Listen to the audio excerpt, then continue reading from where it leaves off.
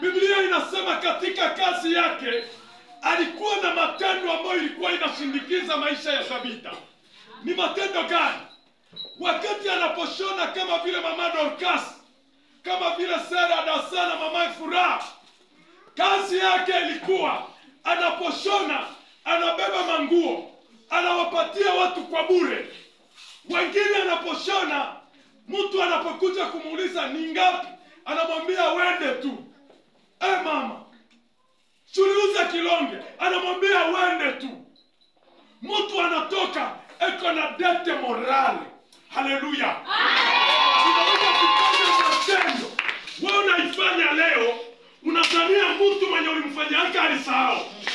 Lakini ujue hivi, hata kama hajakulipa kitu, mimi aliendaka na dete morale.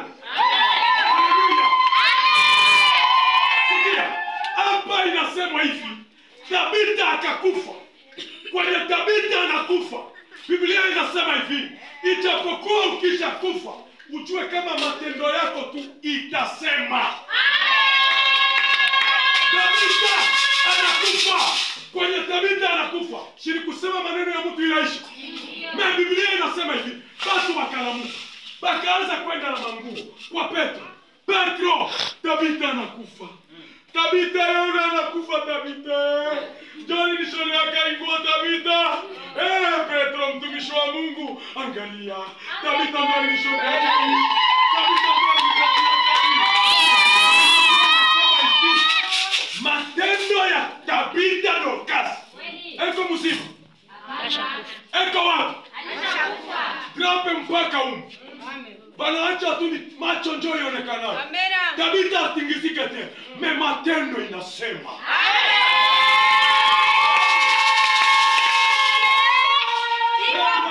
Njoo alifanyaka hivi. Asema ndio. Ase hana haki kukifa. Mama tatoka nje. Petro anaingia mtumishi wa Mungu. Anaenda kufika kwenye Tabitha. Anasema Tabitha, amka. Tabitha analamuka. Nini kilimsemea pale?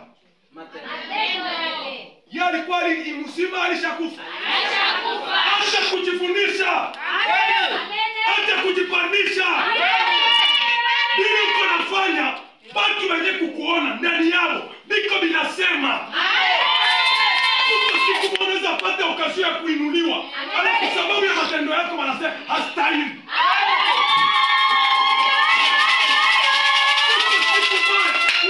Kuletewa kiti kwa ikibaba uikane, lakini sababu ya matendo yako watu wanajisuleve.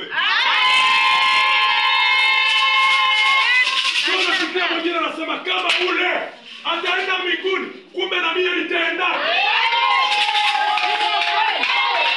Bali una mtu iko anasema na mtu au iko anasema ni na matendo. Matendo inafanyaka nini? Inasema.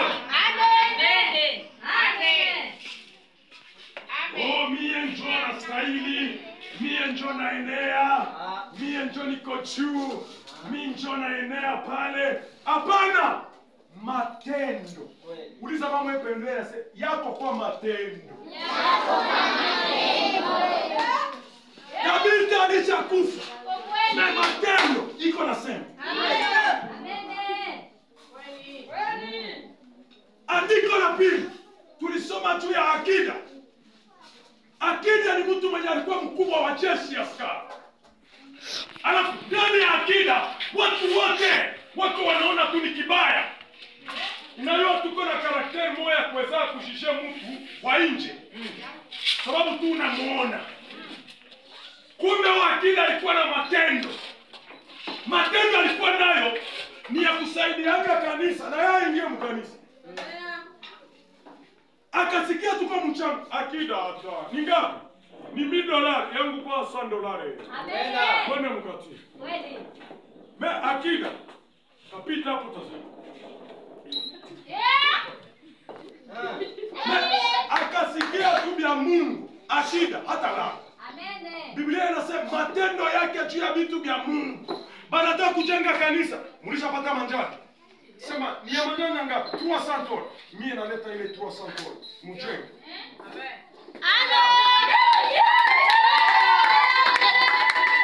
Biblia inasema hivi, siku moja akida akapata shida kunyumba yake, magonjwa ya mtu wake wa kazi, anataka kufa. Anasikia Yesu yuko anakuja. Akida anatuma watu waseme kumwambia Yesu hai. Kwenda kumwambia Yesu, Yesu asishita enda. Ba mitume wenye pembeni wanataka kumwambia Yesu nini? Baba. Baba. Ule akida asema ni mwenye dhambi, ni mzinifu, ni mlevi, hastahili. Lakini ule akida matendo yake juu yetu. Haleluya. Matendo yake juu yetu. Bado hapa mwenye kusema ni akida ni matendo yake.